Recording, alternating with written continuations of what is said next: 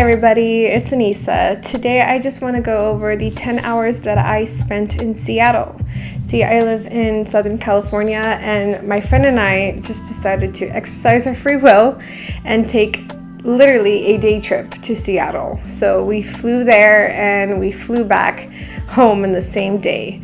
So I just want to go over the things that we did that day and then also go over this current read of mine, which is the Well of Ascension by Brandon Sanderson, and it's the second book of the Mistborn trilogy. So I'm just going to go over it a little bit. I am maybe 75% along the book, and it's been a little bit of a slower read for me, but I have a feeling things are going to pick up. So let's get started. We departed from our flight here at LAX around 7:12 in the morning, and we got there around 10 a.m. And luckily Seattle has this wonderful train that can take you from the airport straight to Pike Place Market, and that was our first stop. We went to Pike Place and it was around 11 in the morning by the time that we got there, and we were pretty hungry, so we wanted to eat. And there's a couple of options, but because it was a Saturday, it was very busy.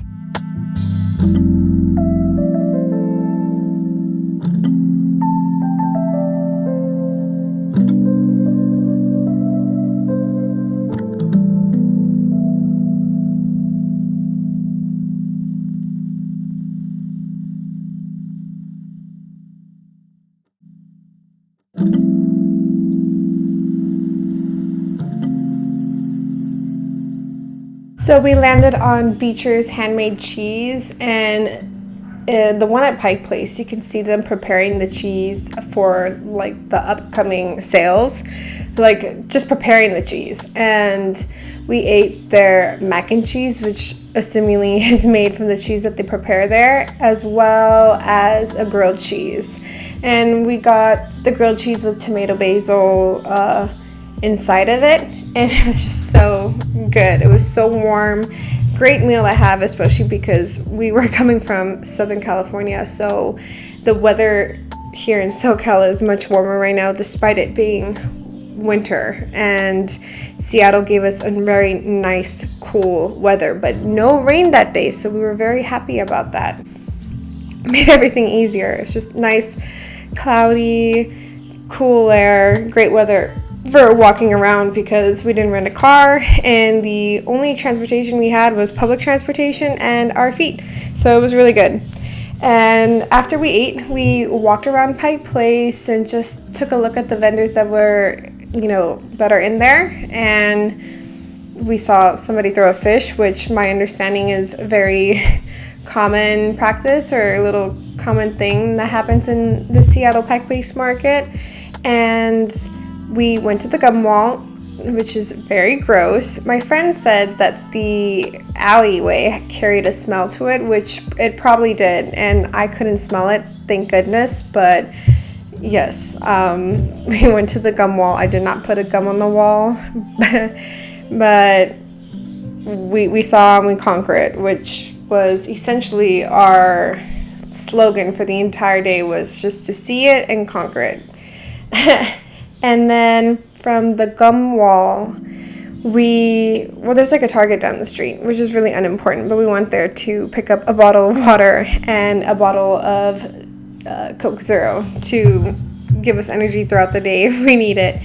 Unfortunately, that's like my vice. I love Coke Zero.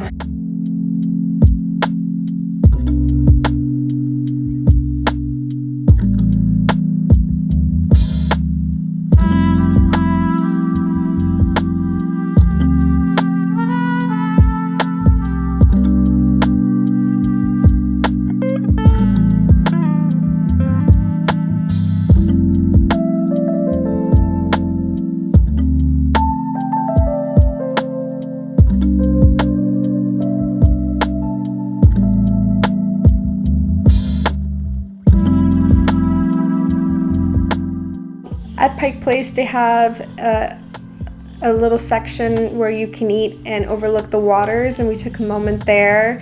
We admired the beauty of the of the waters as well as the city skyline behind, so that was really nice.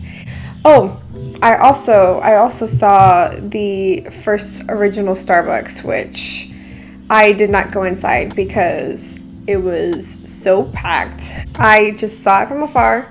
I got a little peek inside from the street outside, but it was just way too busy, and there was no way that I was gonna wait in line for that coffee there. I'm so sorry.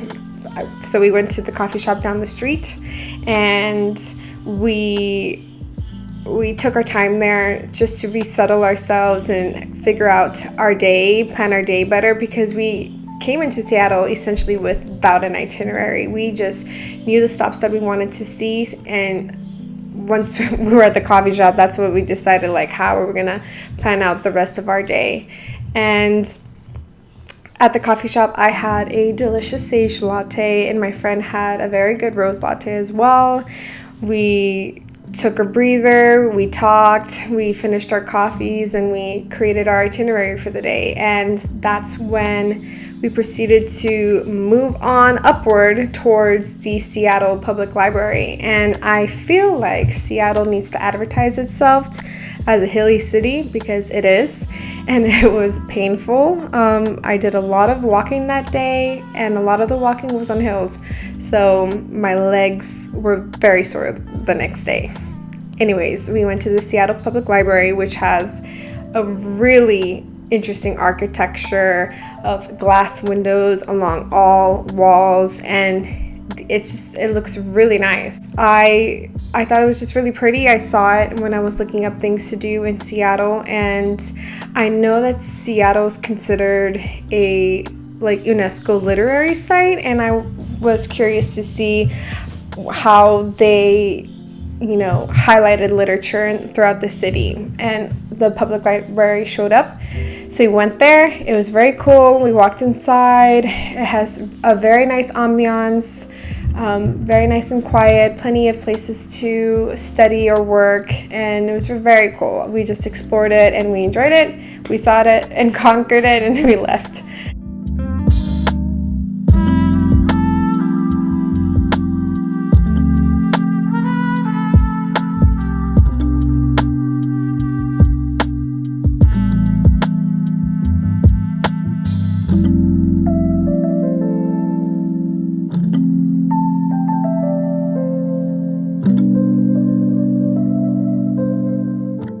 From there, we went down to this little bookstore that was adjacent to the Underground tour, the Seattle Underground walking tour. We went into the bookstore, but I wasn't really planning on buying any books because I'm kind of in a book ban. I only want to treat myself to books for like special occasions. We went to the bookstore, saw the kind of books that they had, which was really interesting.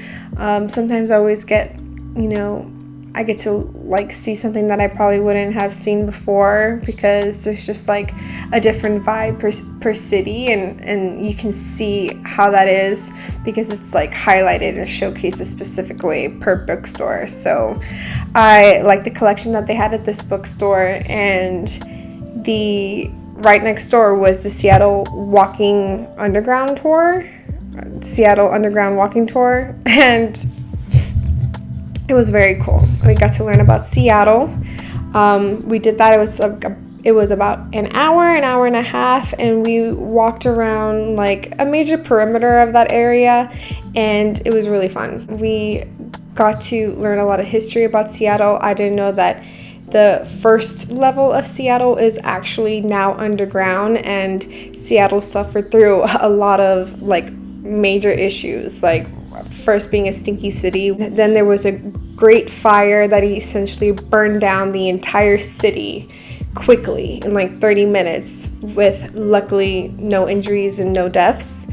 And they rebuilt the city, but they were so eager to continue working that they kept shops open at a level that we no longer could see today, and built the city on top of that level. So now that there are these tours, or that tour in Seattle, where you can go to the underground and someone talks to you about the history of Seattle, which is very, very interesting to me. I thought it was very fun. The lady that was giving us a tour, she was very hilarious and she was very entertaining. So I think that if you're in Seattle and you haven't done this before, you should, because it was worth my time. Like, she specifically made it very fun, but I'm sure the other tour guides would too.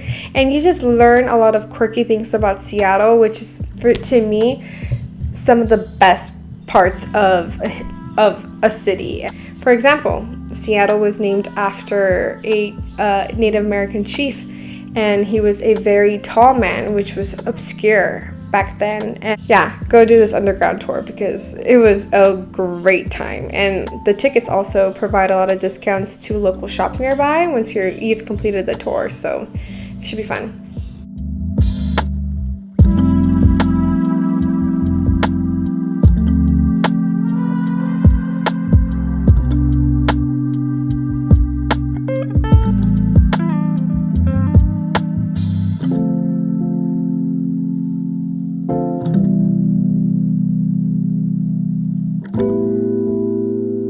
After the walking tour, we went to this park that is dedicated to UPS because it was found there. After visiting the park, we decided that ice cream was the next best thing to do. So we went down to the bay and we got ice cream. I got a coconut, like a chunky coconut flavored ice cream with toasted marshmallow on top. We enjoyed it by the water, and it was so delicious and relaxing and a great way to recharge ourselves for the next thing, which was taking public transportation to the Space Needle. And I did not go in the Space Needle because our whole motto that day was to see it and conquer it. So we just basically saw the Space Needle, walked around it, explored the grounds below, and walked away from it and moved on. And from the Space Needle, we walked to Cary Park. Cary Park is quite a distance from the Space Needle, I realized retrospectively, especially because going to Cary Park was a large hill and painful after it. But I guess, not I guess, but it was worth it because the view from Cary Park overlooking the water as well as the Seattle skyline was really nice. Really beautiful, great place for me to recharge after that large hill. And around this time, it was, from my memory, I think already like 4:30 to 5 p.m. So after taking some photos and videos at Cary Park and just, relaxing and breathing in the cool air and cooling down from the exercise of the large hill, we went back down the hill and ate at a Mediterranean place. So we ate our dinner. It was definitely between 5 and 6 at this point. Enjoyed our dinner. It was so good. And that was essentially the end of our day because our flight returning home was departing around 9 p.m. and we had to be at the airport at least by 7:30 to give us time to go through security, find our gate, and maybe shop around if we needed to, because we wanted to buy a magnet. That is the thing that we collect whenever my friend and I travel. And we knew for sure we'd find magnets in Seattle, in Seattle airport specifically. So we just waited until we were there to buy a probably overpriced magnet.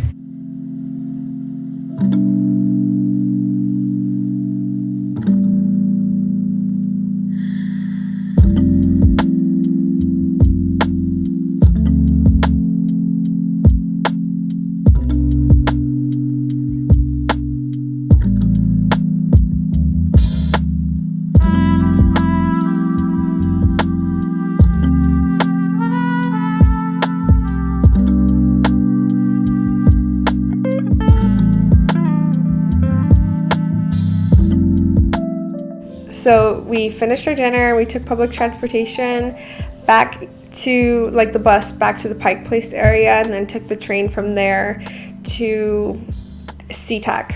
And we made it by the airport definitely by 7:30. I can't remember exactly the time, but we had plenty of time to relax at the airport and recover, because we did a lot of walking that day. I believe it was around 25,000 steps that we finished with, which was, it's a lot. I think when I visited London, I did 30,000 steps that day, so 25,000 was a lot, and we did hills too, so our legs were definitely feeling it, but we really felt like we accomplished all that we wanted to. That was the first time that I had visited Seattle. I have, had layovers at SeaTac, but I've never explored Seattle or the surrounding area. And I would love to go back and maybe have a weekend there for me to explore the nature side of Washington.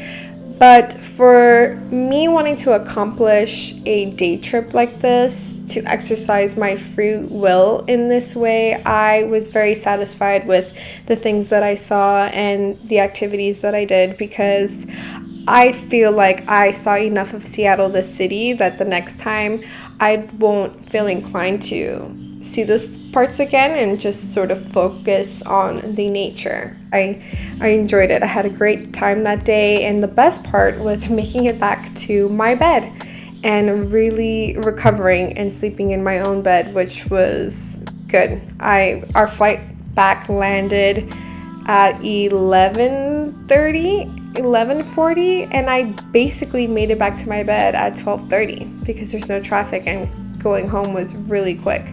So it was a very successful day. I had a great time, and my friend and I would probably do something like this again. But now the book that I carried with me that day, because I don't really do anything in airplanes when I travel that way, I just read. If I'm taking any sort of transportation, if I can, I just enjoy reading.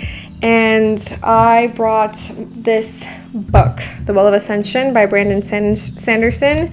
And this book is actually being lent to me by my coworker. I read Mistborn, the first book, on my Kindle, and I had borrowed it through the Libby app. And I had borrowed The Well of Ascension as well, and I was in the middle of reading it. But my life lately has been so busy, so I have not been able to read this as quickly as I'd like. And I also feel like The Well of Ascension is pretty dense. I feel like it is a little long unnecessarily, and I kind of felt that way with Mistborn too. I have mixed feelings about this series. I know I'm not going to DNF it because I'm interested enough and I like the writing enough for me to continue, but it doesn't drive me to want to speed read it like other books do. I don't know, it's actually, this one's a little bit weird for me. I do like Vin, but if you have read these books and you know how Vin is in The Well of Ascension, there are parts of her that are so stubborn that it kind of bothers me. Even though I feel like I should empathize with her past, I empathize with her lack of change too, and why she's still such a reserved character. But I at the same time wish she would just also try to be a little bit better at this point, and I feel bad for judging her, but that is where I'm at. But I still continue reading because I'm very interested in the politics of this book. I really like the magic system in this book. I like the new characters that we're seeing here in The Well of Ascension compared from the first book, and I have a feeling that it's obviously going to take a crazy turn.